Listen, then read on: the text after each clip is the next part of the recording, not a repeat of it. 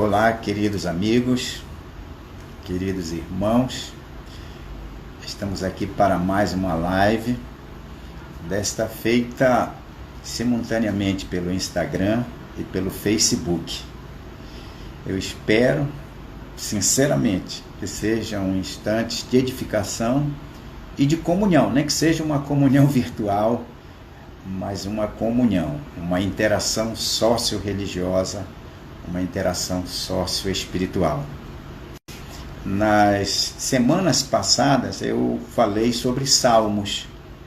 O Salmo 23 foi a primeira abordagem que eu fiz nessa série de Salmos, embora eu não tenha pré-anunciado a ministração baseada em Salmos. Mas ministramos sobre o Salmo 23, não só falamos sobre este Salmo, mas a razão de eu estar fazendo uma abordagem sobre o Salmo 23. E na semana passada nós falamos sobre o Salmo 51. Estes salmos são muito conhecidos. São salmos prediletos de muitos servos de Deus no mundo todo. E hoje à tarde eu quero falar sobre um outro salmo. Desta feita, o Salmo 139. É também um salmo muito querido, muito conhecido. Muitas canções lindas falam acerca deste salmo. Muitas pregações inspiradoras baseadas neste salmo nós temos ouvido. E também, vez por outra, os pregadores abordam algum versículo deste salmo para dar mais consubstanciação à sua mensagem, à sua pregação. É um outro salmo de autoria do rei Davi, esse rei poeta, Salmo 139. Eu estarei lendo hoje numa versão tradicional. E na versão tradicional que eu tenho em mãos, o título, a epígrafe deste salmo é A Onipresença e a Onipotência de Deus. Quando você pega alguma obra assim de expert acerca dos salmos, porque o livro de salmos ele é estudado em teologia, com Instituto Bíblico, seminário, faculdade teológica, e via de regra o livro de salmos faz parte de uma matéria chamada livros poéticos, que faz parte da poesia dos hebreus. Então o livro de salmos está inserido juntamente com Provérbios, Eclesiastes, Cantares, e tem uma maneira toda especial de interpretação da poesia dos hebreus, e principalmente a poesia bíblica. Regras especiais, regras específicas, assim como tem regras específicas para as parábolas de Jesus, tem também para os livros poéticos, os livros da poesia dos hebreus inseridos nas Sagradas Escrituras. Então, os ex-experts, aqueles estudiosos, pesquisadores profundos, eles colocam o Salmo 139 na categoria dos salmos messiânicos, aqueles que têm como o primeiro prisma da revelação o próprio Messias. O Messias está inserido prioritariamente na narrativa do Salmo 139. Mas pelo fato de falar dos atributos de Deus, como a onipresença e a onisciência, este salmo pode falar também muito especificamente para o povo judeu, para a igreja de nosso Senhor Jesus Cristo, que é constituída de judeus e gentios, e também para a humanidade de um modo geral. Até os ímpios, os ateus, podem ser incluídos neste salmo. Então, de qualquer forma, ele é muito abrangente. Não depende de uma pessoa seguir um credo religioso com relação a este salmo. Mas ele traz mensagens fantásticas, mensagens extraordinárias. Como eu disse, a nossa live hoje é através do Instagram e também do Facebook. Nós já começamos a receber algumas mensagens, alguns queridos participando conosco, e daqui a pouquinho estaremos falando sobre o Salmo 139. E como um preâmbulo também eu gostaria de dizer que, de uma maneira muito pessoal, né, eu fiz assim como uma divisão. Eu dividi esse salmo em 6 partes, que eu creio que didaticamente vai ficar mais acessível à compreensão. 6 pontos distribuídos nestes salmos. Então, o primeiro ponto está do versículo 1 até o versículo 6. E eu coloquei um título para essa primeira divisão do Salmo. Repito, não é uma divisão que você encontra nos livros didáticos acerca dos livros poéticos, e mormente o Salmo 139. É uma divisão muito pessoal, muito particular. Então, a primeira divisão, que vai do versículo 1 até o versículo 6, se você tiver um exemplar das Sagradas Escrituras, fica mais fácil você acompanhar. Eu coloquei um título, Minha Conduta sob o Olhar de Deus. E aqui fala tanto os servos de Deus, o povo hebreu, e também os homens, a humanidade de um modo geral. A segunda parte, que eu dividi esse salmo, vai do verso 7 até o verso 12. E eu coloquei também um título para essa segunda parte. Tentativa de fuga da presença de Deus.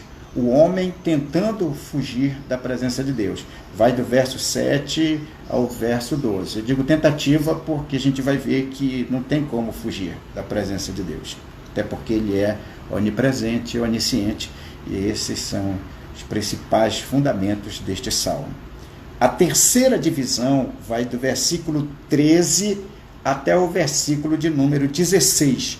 E eu coloquei como título a procedência humana e como um subtítulo criacionismo versus evolucionismo, evolução orgânica e criacionismo. São os principais temas ou assuntos dentro da procedência da raça humana, do ser humano. E mais uma divisão, a de número 4, é louvor e exaltação a Deus, que vai do versículo 17 ao 18, apenas 2 versículos, louvor e exaltação a Deus. E vem a penúltima divisão, a quinta divisão, que vai do versículo 19 até o versículo 22, que fala da capacidade de indignar-se diante da impiedade. E nós vamos ver que isso faz parte de um tipo de oração.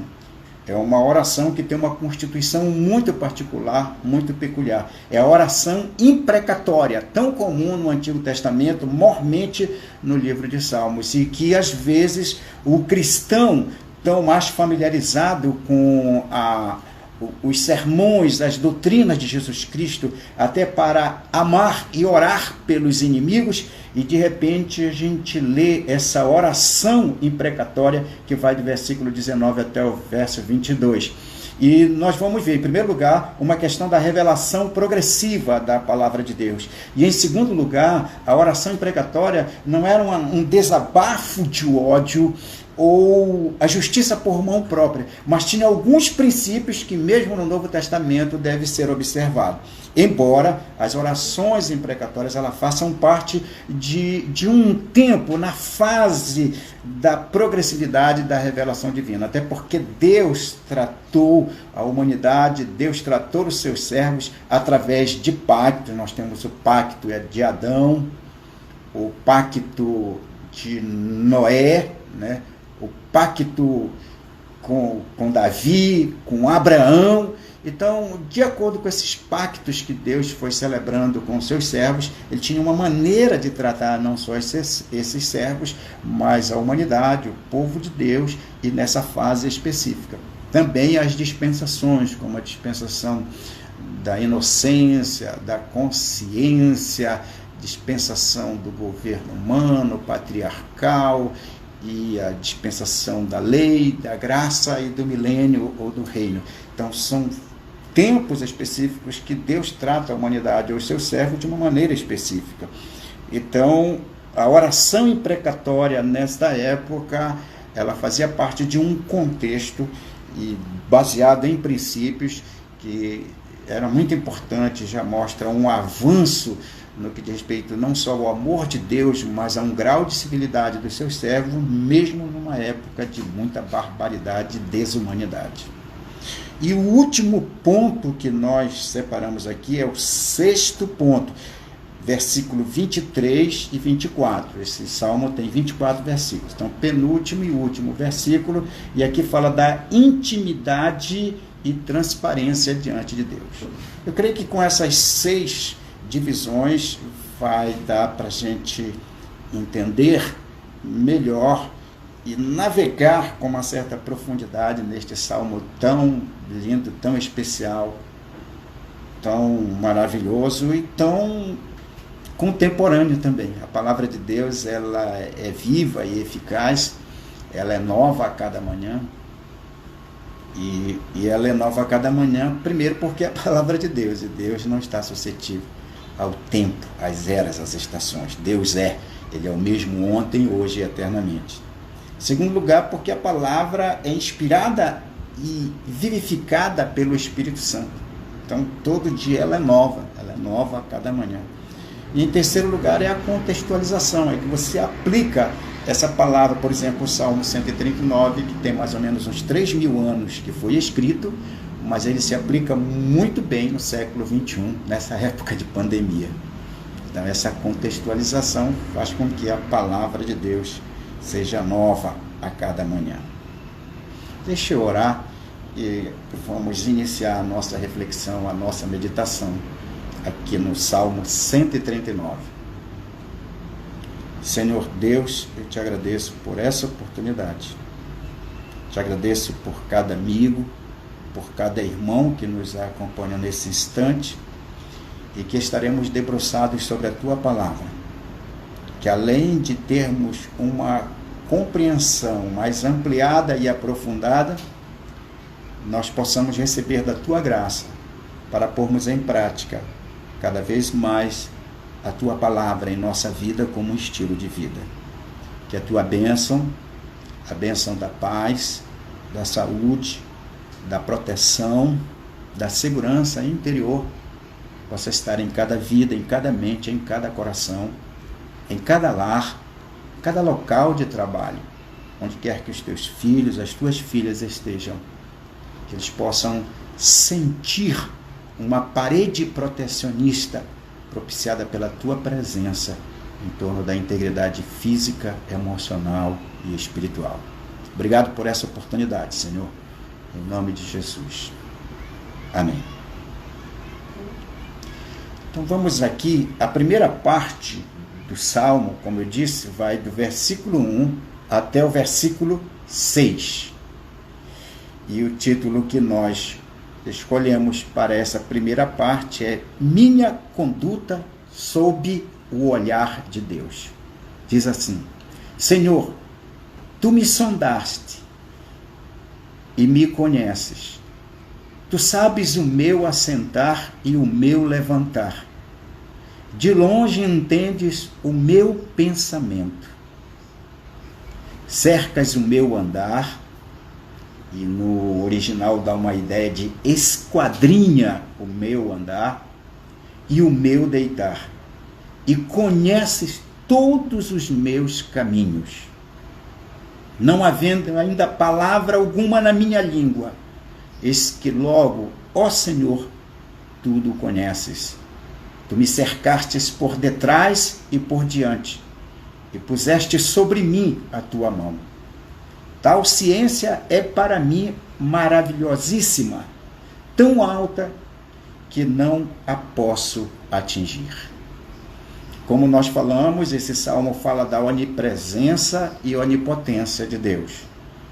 E na primeira visão interpretativa deste salmo, ele está aludindo ao Messias, mas também fala de Israel, fala da igreja constituída de judeus e gentios, e fala da humanidade de um modo geral. Até os ímpios, os ateus, os agnósticos, todas as pessoas podem ser inclusas nesta mensagem divina de autoria do rei Davi. Nessa parte, minha conduta sob o olhar de Deus, nós poderíamos dividir toda a humanidade. Os tementes a Deus, ou aqueles que não temem a Deus, os que creem em Deus, os que não creem em Deus, a humanidade de um modo geral, nós poderíamos colocar sob esse ângulo da conduta sob o olhar de Deus, selecionando os seguintes grupos de pessoas. 5 grupos eu coloquei aqui. Primeiro, aqueles que não admitem a existência de Deus. Pense em alguém que não admite a existência de Deus. O segundo grupo, os que admitem a existência de Deus, mas se comportam como se ele, Deus, não existisse. O terceiro grupo, os que tentam se ocultar de Deus. Eles admitem a existência de Deus, mas tentam se ocultar. Os que se apavoram com essa realidade. Eles até admitem que Deus existe, mas eles têm um conceito o mais horrível possível acerca de Deus, um Deus punitivo, um Deus intolerante, impaciente, implacável no seu juízo, nas suas atitudes. Então, há aqueles que se apavoram com essa realidade de que ninguém pode se esconder do olhar de Deus.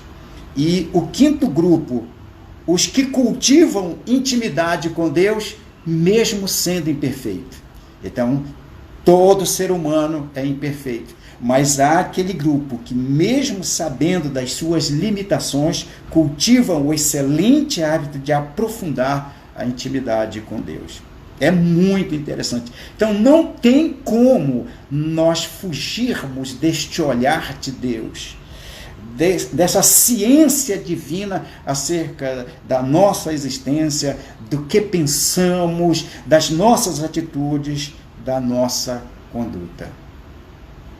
Em Hebreus, capítulo 14, versículo 13, eu vou ler esse versículo, olha só que coisa maravilhosa. No versículo 12, que é o versículo anterior, fala da palavra de Deus. Mas eu quero destacar o versículo 13. Mesmo assim, para que você possa fazer uma rápida conectividade da palavra de Deus com esse versículo 13, eu vou ler o 12.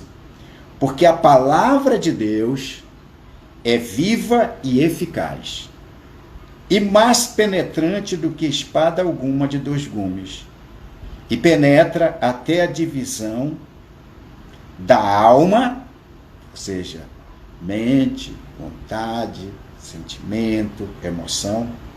Ela penetra até a divisão da alma e do espírito, a consciência da existência de um ser supremo, a possibilidade da comunhão com Deus e a intuitividade do espírito humano. Então, essa palavra penetra até a divisão da alma e do espírito. E das juntas, que são as conectividades dos membros do nosso corpo. Juntas e medulas. Aqui fala da medula óssea, talvez a parte mais interior do ser humano. E é apta para discernir os pensamentos e até as intenções do coração. Veja que a palavra de Deus não tem uma parte na nossa vida, na nossa existência, que ela não possa estar presente. Aí vem o versículo 13, olha só que coisa maravilhosa. E não há criatura alguma encoberta diante dele. Antes, todas as coisas estão nuas e patentes aos olhos daquele com quem temos de tratar. Então, a primeira parte deste salmo, que vai do verso 1 ao verso 6, fala da minha conduta sob o olhar de Deus. E vimos 5 grupos de pessoas que representam toda a humanidade no que diz respeito a essa revelação do Salmo 139. A segunda divisão, que vai do verso 7 ao verso 12, que eu coloquei como título Tentativa de Fuga da Presença de Deus, diz assim: para onde me irei do teu espírito, ou para onde fugirei da tua face? Se subir ao céu, lá tu estás. Se fizer no inferno a minha cama, eis que tu ali estás também. Se tomar as asas da alva, se habitar nas extremidades do mar, até ali a tua mão me guiará, e a tua destra me susterá. Se disser, de certo que as trevas me encobrirão, então a noite será luz à roda de mim. Nem ainda as trevas me encobrem de ti, mas a noite resplandece como o dia. As trevas e a luz são para ti a mesma coisa. Na primeira parte, ou na parte anterior que nós falamos, minha conduta sob o olhar de Deus, e nós vimos 5 grupos de pessoas que representam a humanidade, não tem como fugir da presença do olhar de Deus. Mas não pense que o homem, para aí, mesmo ele não podendo fazer isso, não quer dizer que ele não vá tentar se ocultar da presença de Deus. E o verso 7 ao verso 12 vê todas as possíveis tentativas do homem fugir do olhar de Deus, da ciência de Deus, da presença de Deus. Uma delas começa fazendo uma pergunta: para onde me irei do teu espírito, ou para onde fugirei da tua face? Aí vem as seguintes possibilidades e alternativas. Quem sabe, eu fujo para o céu, mas não tem condição, porque lá tu estás. O céu é a morada dele, a habitação. Se fizer no inferno a minha cama, na profundidade do inferno, Deus estará lá. Aí, peraí, vem uma pergunta: será que não é heresia? Deus está no inferno? Bem, o título do salmo é Onipresença e Onipotência de Deus. Onipotência quer dizer que Deus pode todas as coisas. E onipresença quer dizer que Deus está em todos os lugares concomitantemente. Não é só estar em todos os lugares, é estar em todos os lugares ao mesmo tempo. Aí vem a pergunta: Deus está no céu? Sim. Deus está na terra? Sim. E Deus está no inferno? Sim. Parece heresia, mas é assim que funciona. Deus está no céu com a sua glória, sua majestade, seu domínio, seu poder. Deus está na terra também com a sua majestade, mas com a sua graça, a sua misericórdia. Essa é a razão de não sermos consumidos. E Deus está no inferno com o seu juízo. Então ele está em todos os lugares. E o homem está tecendo essas conjecturas. Quem sabe se eu for ao céu, mas lá é a morada dele. Quem sabe se eu for à profundidade do inferno, mesmo assim o Senhor vai encontrá-lo.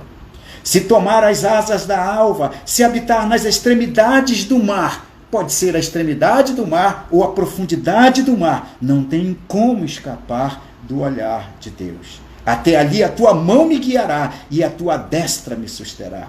Se disser, de certo que as trevas me encobrirão. Os cientistas dizem que a escuridão é a ausência de luz. Então a pessoa imagina: se eu for num lugar tão escuro, com certeza Deus não vai me enxergar. Mas Deus é luz. Deus é luz, Deus é amor. E onde Deus se faz presente, não há escuridão, não há como se ocultar na escuridão.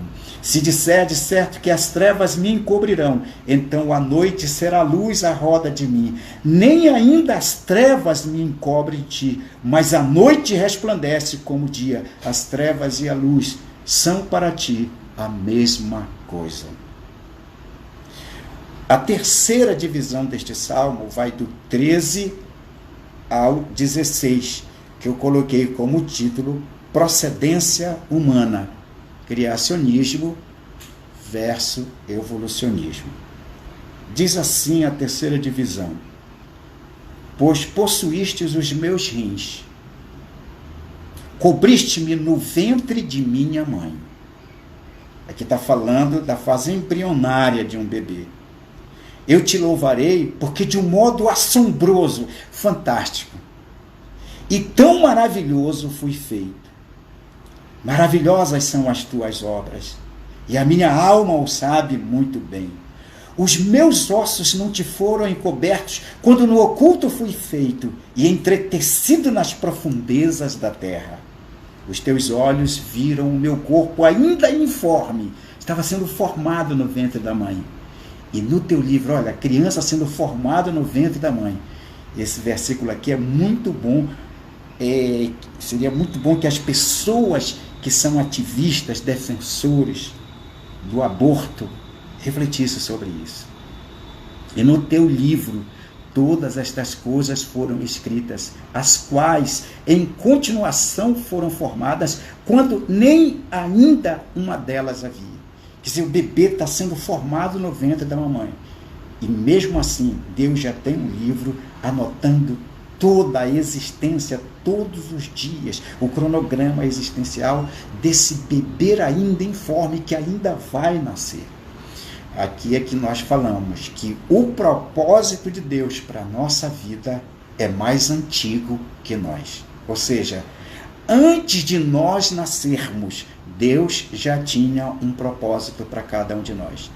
Isso quer dizer que Deus é um ser ético, é um ser moral. Ele não faz nada sem um propósito definido. Então, quando nós fomos formados, criados, nós já tínhamos o propósito de vida, de Deus para a nossa vida antes mesmo de nascer. Isto é o que fala o Salmo. Então, aqui prova a procedência da raça humana, do ser humano. E hoje nós vivemos nessa bifurcação, nessa dicotomia, os criacionistas e os evolucionistas. Os criacionistas são aqueles que creem, que admitem que o ser humano, a humanidade, tem uma procedência divina. Todos somos criaturas de Deus.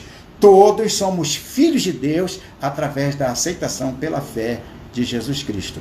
E já há aqueles que afirmam que o homem é fruto de uma evolução orgânica das espécies. O problema do evolucionismo, eu poderia pensar alguns aqui, embora não queira me deter neste assunto, até porque não é a minha praia. O primeiro problema é que, no tempo que eu sentava no banco de escola, os livros didáticos falavam da teoria da evolução. E, de repente, os livros didáticos foram tirados deles essa palavra teoria e colocaram evolução como algo definido. Assim também, meu irmão, fica muito fácil. Só tirar a palavra e fica como se tivesse resolvido o problema. Segundo lugar, quando essa palavra teoria da evolução era contida nos livros didáticos, sempre vinha essa expressão, teoria da evolução. Aí eles tiraram, juntamente dessa expressão, teoria da evolução, eles colocavam que a principal evidência seria o elo perdido, que os arqueólogos, paleontólogos estavam pesquisando, e até hoje esse elo não foi encontrado, mas ficou uma maneira muito fácil de resolver isso. É só tirar o elo perdido dos livros didáticos. Esses são alguns problemas que a ciência precisa realmente comprovar. Mas o outro problema que eu acho é que na área do ensino, da pedagogia, e aqui com todo respeito, com todo carinho aos mestres, aos professores, provavelmente seja o grupo de profissionais na sociedade que são mais aguerridos na luta pela democracia e liberdade de expressão.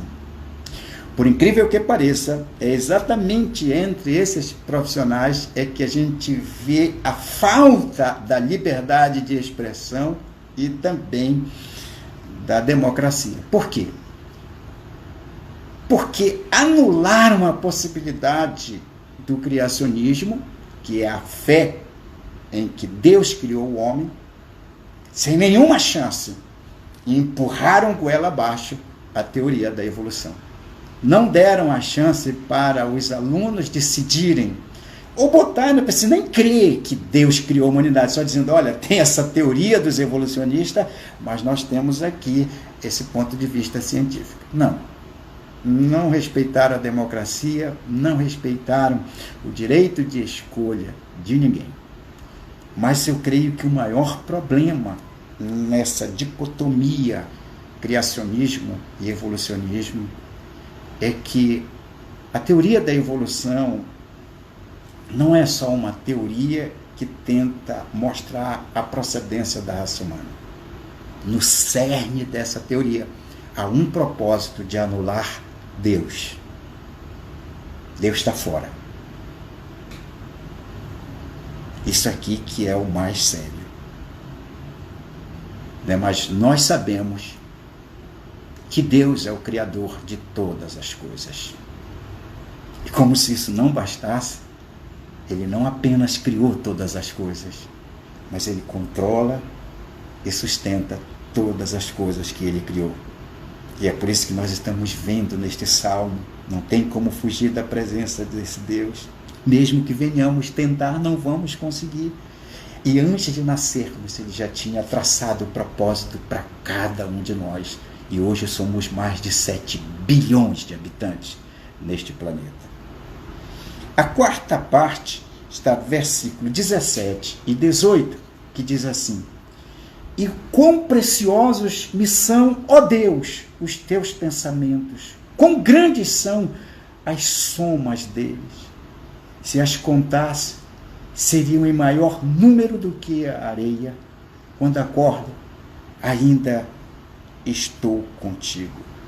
Esses 2 versículos, eles falam de louvor e exaltação a Deus. É verdade que nós temos uma cultura religiosa de uma mendicância diante de Deus. Toda vez que a gente quer se aproximar de Deus é para pedir alguma coisa, para reclamar alguma coisa. Mas este salmo dá uma lição preciosa, fantástica. Quando lembrarmos de Deus e quando estivermos em comunhão com Ele, que venhamos pelo menos por alguns instantes esquecer dessa cultura de mendicância. Não é que seja errado, mas acima de tudo, devemos exaltar e louvar esse Deus maravilhoso. E essa quarta parte, louvor e exaltação a Deus. Você sabia que mesmo que você esqueça as suas necessidades, mesmo que você não faça nenhum pedido, mesmo que você não reivindique nada, mas quando você de todo o coração começa a louvar e exaltar ao Senhor, é impossível você não ser abençoado. É impossível ele não olhar com um olhar terno e paterno para você. Então, mais do que pedir, mais do que reivindicar, o melhor é louvar e exaltar esse Deus maravilhoso. E a penúltima parte, a quinta parte, do versículo 19 a 22. Diz assim: ó Deus, tu matarás de certo ímpio. Poxa, isso aqui parece que bate na trave, né? Nós, como cristãos, que fomos orientados, exortados por Jesus, para amar, né, os nossos irmãos, e para orar pelos nossos inimigos. E de repente, nesse salmo tão lindo, a gente se depara com essa frase, nada de politicamente correta: ó Deus, tu matarás de certo ímpio. E não para por aí. Apartai-vos, portanto, de mim, homens de sangue, pois falam malvadamente contra ti, e os teus inimigos tomam o teu nome em vão. Que o salmista parece que está super invocado já. Está querendo chutar o pau da barraca. Parece assim o Rambo de Deus. Ele quer destruir todo mundo. Não odeio eu, ó Senhor, aqueles que te odeiam, e não me aflijo por causa dos que se levantam contra ti. Odeio-os com ódio perfeito, tenho-os por inimigos. Né? Assim, não tem nada de cristão, não tem nada de Deus. Poxa, esse salmo tão lindo, e parece que a mosca pousou num perfume tão raro e tão caro. Como nós falamos no início, Deus sempre tratou os seus servos e a sua humanidade de acordo com seus pactos. Então tem o pacto com Adão. Deus tem uma maneira de tratar Adão e os seus contemporâneos. Tem o pacto com Noé. Aí você sabe a história do dilúvio, pacto estabelecido por Deus, não só com Noé, com sua família, mas extensivo a toda a humanidade. Deus faz pacto com Abraão, Deus faz pacto com Davi. E existem regras e maneiras de Deus proceder com relação às pessoas nessa fase. Tem também as dispensações, que são períodos de tempo onde Deus trata a humanidade de uma forma específica, com regras específicas. Tem a dispensação da inocência, que é antes dos nossos pais pecarem. A dispensação da consciência, que Deus vai tratá-los após pós-pecado. Tem a dispensação do governo humano, quando começam a surgir os grandes conglomerados urbanos. Deus tem regras específicas para tratar a humanidade. Vem também a dispensação patriarcal, aí surge Abraão, Isaac, Jacó, e também tem regras específicas para essa época. Tem a dispensação da lei, vem Moisés com o decálogo e as mais de 600 leis lá no Antigo Testamento. Aí vem com Jesus Cristo para cá a dispensação da graça, que é a dispensação que nós estamos vivendo. E ainda virá a última dispensação, a dispensação do milênio, quando Jesus estabelecerá o seu reino aqui na face da terra. Então tem regras específicas. E nessa época do salmista, 3.000 anos atrás, era muito válido e com aprovação divina as orações imprecatórias. Mas não pense que isso aqui é tão desumano como a gente de primeira vista poderia entender. Tu matarás de certo ímpio. Não odeio eu, ó Senhor, aqueles que te odeiam, e não aflijo por causa daqueles que se levantam contra ti. Odeio-os com ódio perfeito. Em primeiro lugar, assim como esse salmista Davi está escrevendo isso, todos nós cristãos, na época de orar pelos inimigos, na época de amar os nossos irmãos como Cristo nos amou, nós não devemos abrir mão de um princípio que regeu esta oração imprecatória. Que princípio é esse? A capacidade de nos indignarmos contra a impiedade. E é isso que está descrito nesta oração imprecatória.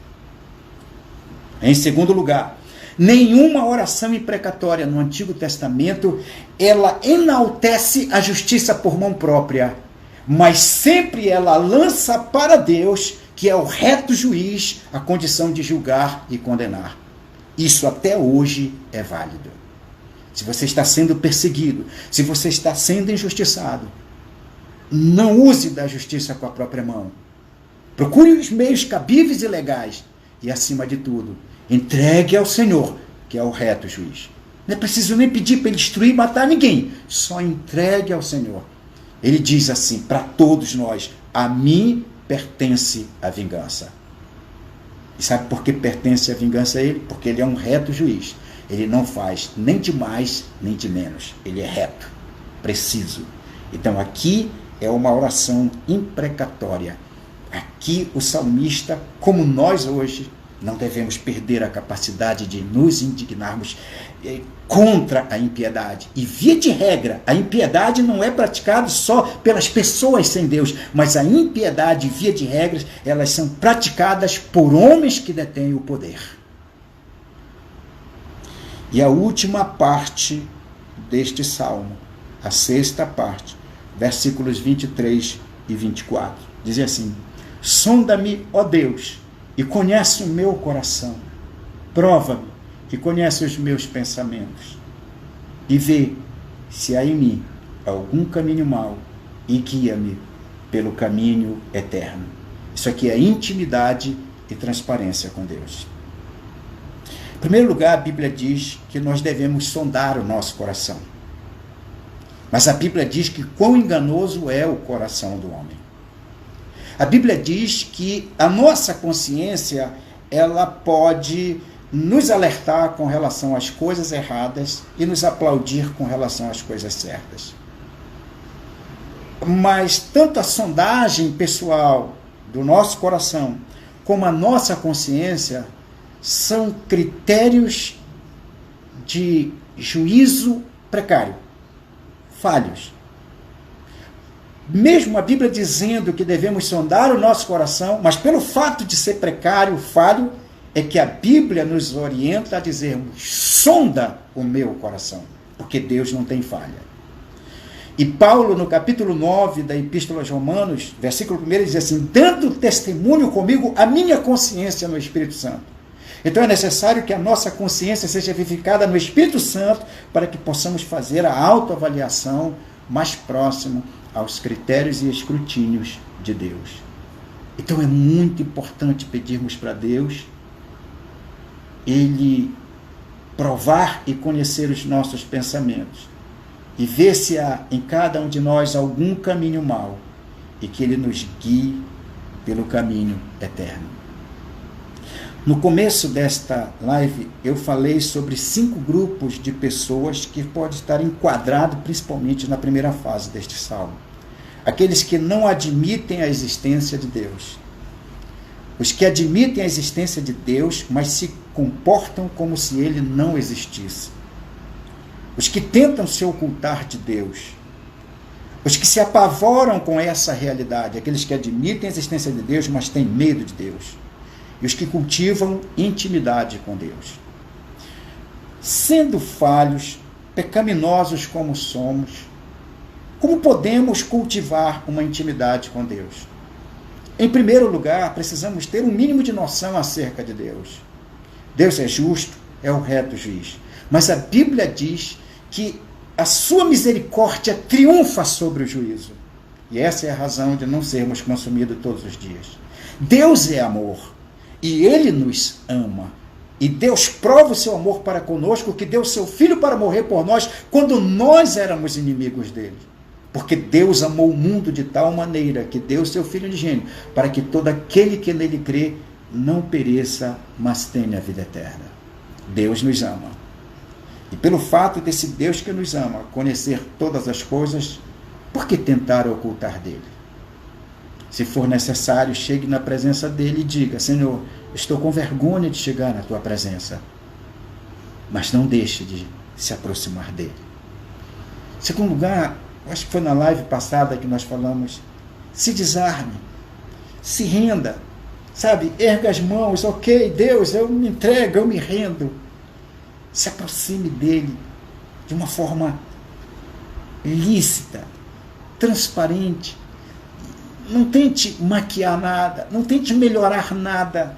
Diga assim: eu sou assim, ó Deus, eu penso assim e ajo assim.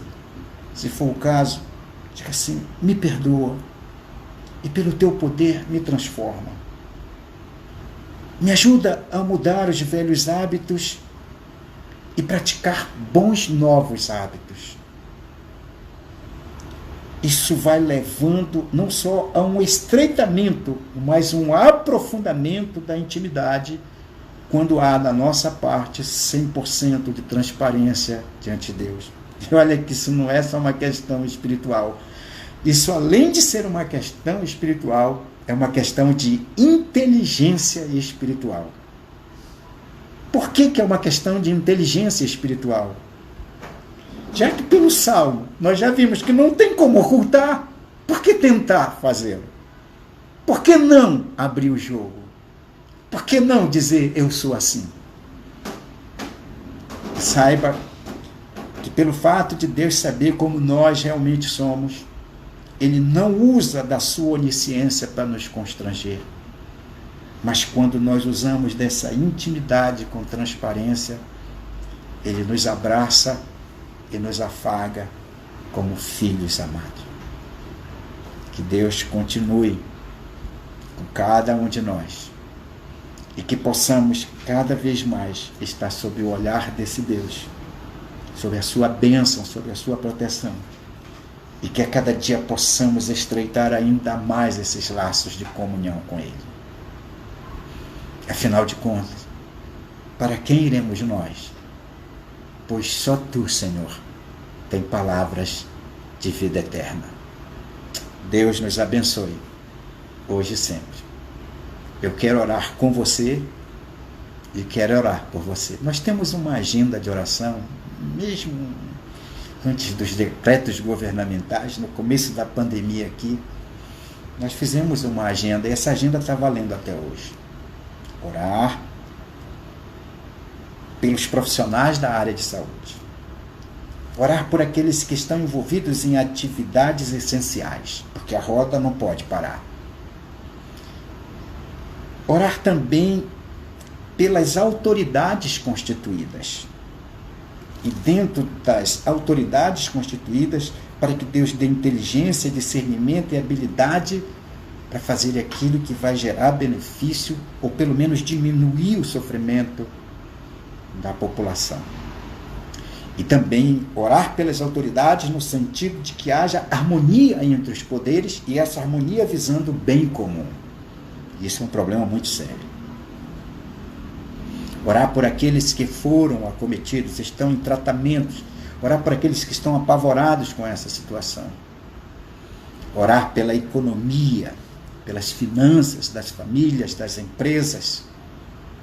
Que nós não queremos ter uma vitória de pirro. vencemos o Covid e morremos de fome. Então precisamos orar. Há pessoas que necessitam. E eu louvo a Deus pela generosidade de vocês.